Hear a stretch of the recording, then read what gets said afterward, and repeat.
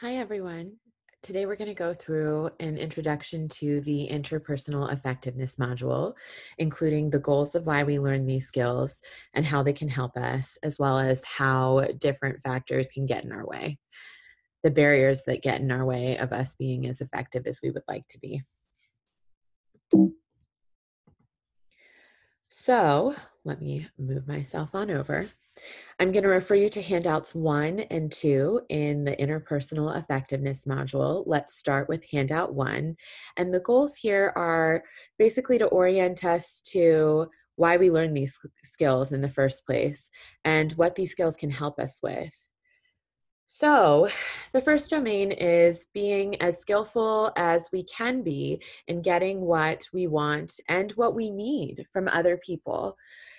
These interpersonal effectiveness skills can help us to get others to do things that we either would like for them to do or that we need for them to do. That can be everyone from our partner to people that we interact with when we're out and about grocery shopping, like the cashier.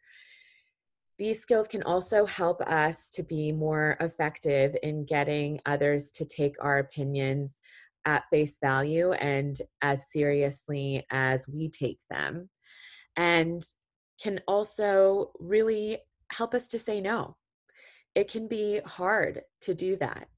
And a lot of us, myself included, have this tendency to want to make people happy, to want to, I call myself at times a people pleaser. And so knowing what fits within our bandwidth and our goals, and knowing how to artfully decline requests and set appropriate or meaningful personal boundaries that help us to have our needs met and also to help not encroach upon the needs of others is really, really important, I think, and can really lead to a greater level of just being happier day to day, to like basic life satisfaction, right? The second domain in which interpersonal effectiveness skills help is in building relationships, as well as trimming out those that are not increasing our life worth living. So, not only do these skills help us build relationships, but they help us to identify and end ones that are destructive or toxic in our life. In terms of the first piece on strengthening current relationships, I think it gives us like a vernacular or a way of talking about the ways in which we can get hurt and to identify problems that happen on like a personal, dyadic, person to person level, as well as how to like talk about it in a way that not only is are we as the sender sending the message that we want to be, but helping the receiver receive that message in a way that ultimately meets our goals, takes into consideration that person's needs, and also looks at the long term situation, like the situation itself and what's best for that. It helps us to not only be like problem solving in the moment, but also to be proactive to head off problems. And I think there's this rapid or more rapid repair that can occur when we are increasing our mastery of these skills and our effectiveness in interpersonal situations. And once a conflict has happened, also helps us in learning how to best navigate that or learning how to repair the rupture more quickly. So that's all in current relationships, right? We all have relationships that are really meaningful to us. And sometimes the more meaningful a relationship becomes, the more difficult it can be to navigate because it can feel really high stakes, and rightfully so. They're called interpersonal relationships, I think, for a reason, because they're highly personal and they're between two people, or maybe even a family system greater than that. So, current relationships really helps with strengthening those. It also helps with building new relationships and finding those people that align with our values and knowing what relationships that we want to target to build upon altogether. It's hard when we're no longer in school or the workplace in quite the same way as new moms or during pregnancy. And we are in an unprecedented time of not having the level of social interaction that we might otherwise have because of public health related barriers. And so finding and building new relationships is something that we always think about. And it might be almost uniquely more important and look different in the current like global landscape, if you will, in our current lives. The last piece is to learn interpersonal effectiveness skills give us the tools that we need to be able to identify those relationships that might need to end or that do need to end, including like that decisional conflict of like, is this a relationship worth maintaining or not? How well does this align with my values? How much have I invested? What is the trade-off for ending the relationship? What would I still need from this person? How do I assess their willingness or ability to be able to meet those needs? How can I have those needs met in other relationships? And then really giving us the language to, again, I think a lot of this is about language, the language to extract ourselves from relationships that are no longer what they were.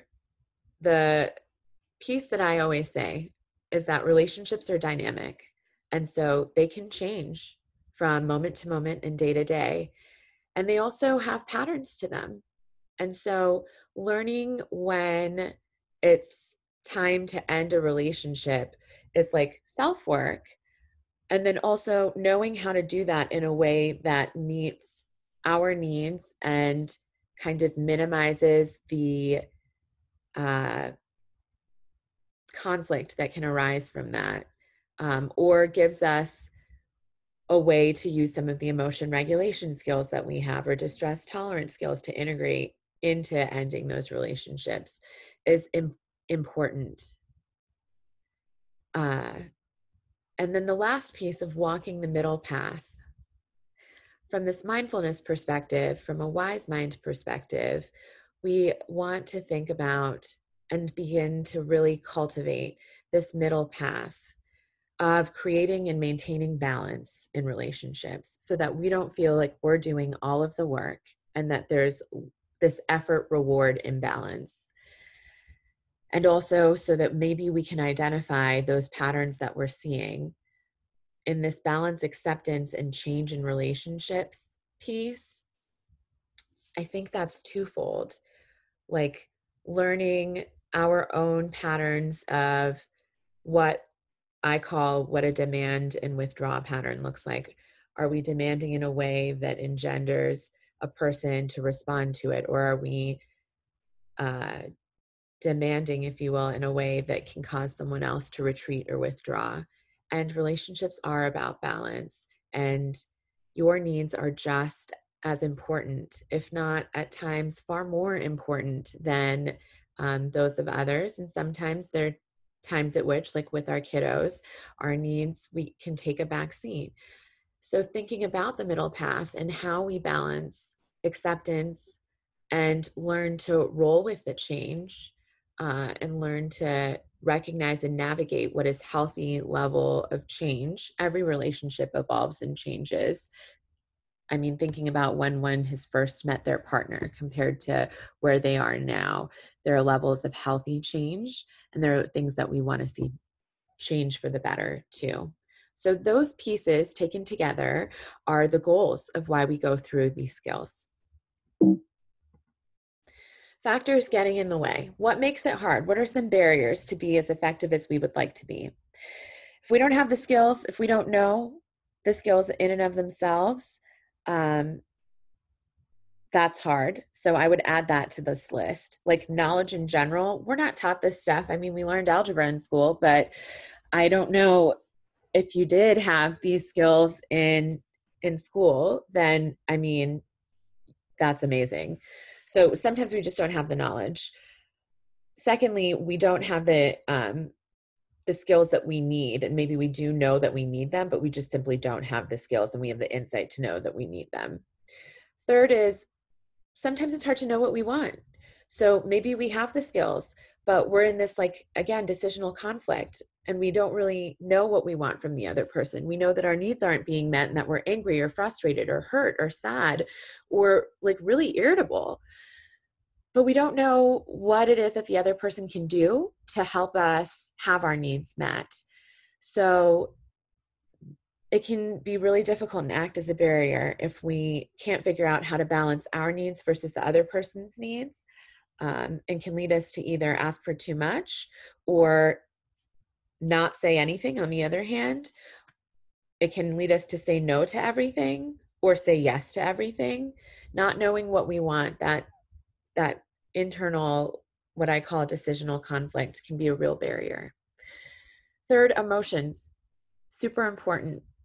I would group this with vulnerability factors as well. But if we have the skills, but emotions get in the way, emotions are super powerful and we're reactive to them. And so emotions can get in the way of skills that we already have by controlling what it is that, like taking a front seat to pieces of logic or wise mind, right?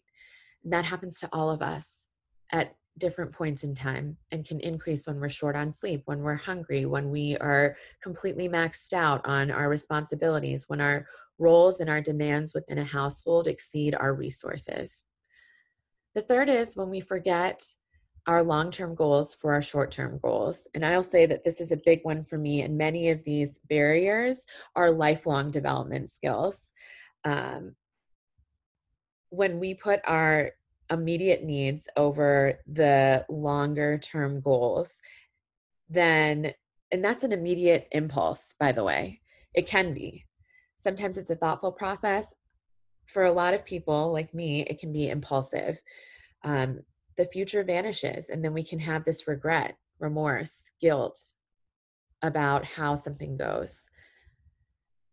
And then other people are a real barrier. They can get in our way. If you are on a different playing field and you have the skills to effectively navigate something, but other people are getting in the way, that is a very real barrier. At the same time, if we exist in a power hierarchy or a structure at work, at home, in our family systems, or otherwise, power that we don't have, feeling disempowered, is a very real way in which other people can get in our way. Other people might be threatened by you or not like you if you're getting what you want. And other people may not do what you want unless you sacrifice your self-respect at least a little. And so part of that is the balance and knowing what your values are and what you are willing to give in a situation for the longer term goals. Lastly, our thoughts and beliefs can really get in the way. There are myths that we have and hold on to, and our family systems we're a product of, right? And there's no family system that is perfect. There's no family system that doesn't have room for improvement. So these patterns of interaction that we play out with other people in our lives are definitely a product of the way that we have grown up. We learn what a partnership looks like from what we're exposed to from childhood. So, our thoughts and beliefs getting in the way could be worries about the negative consequences if you say what you want and you don't have that met, or if you say no to something, it can get in the way in terms of like what you think might be the outcomes or what you're worried about might be the outcomes. Beliefs that we don't deserve what we want, like I am not worthy of even having this need. I should be able to do all of this on my own. I shouldn't have to ask anyone for help. That can stop us before we even start. And lastly, beliefs that other people don't deserve what they want can make us less effective. Like, I've given so much to this, I've hit my max and I'm done. And so taking a step back and taking stock of that are pieces that we'll go through. But these are very real feelings that all humans feel that are very, very common. And they are very real barriers to being as effective, because all of this is on a spectrum, as we would like to be.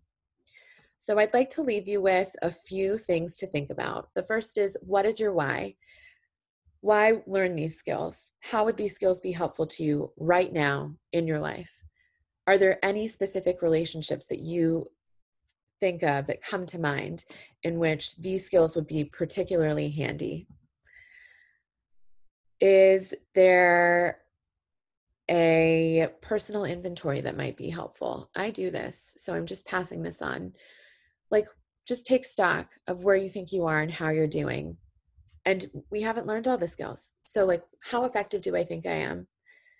I sometimes jot down where I am on that because it creates a living record that we can refer back to at the end of this module to see how far we've come, what we thought these skills were before learning them, where we thought we were, and can create like a real sense of joy and cultivate gratitude or even pride and recognition for the work that you're undertaking, where you're at, and where you're about to and going to continue to go and grow. And then thinking about what gets in your way. What barriers do you think among those factors that we just went through are going to be easier for you versus harder for you to target, knowing yourself best? You've lived with yourself your entire life, and you know the factors in your life better than anyone right now. And then thinking about what of those barriers or which of the factors is most important for you to target and why. Just some food for thought, just some ways to get thinking. And I look forward to speaking with you all about this very soon. Thank you. I'm gonna stop this little video and yeah. Okay.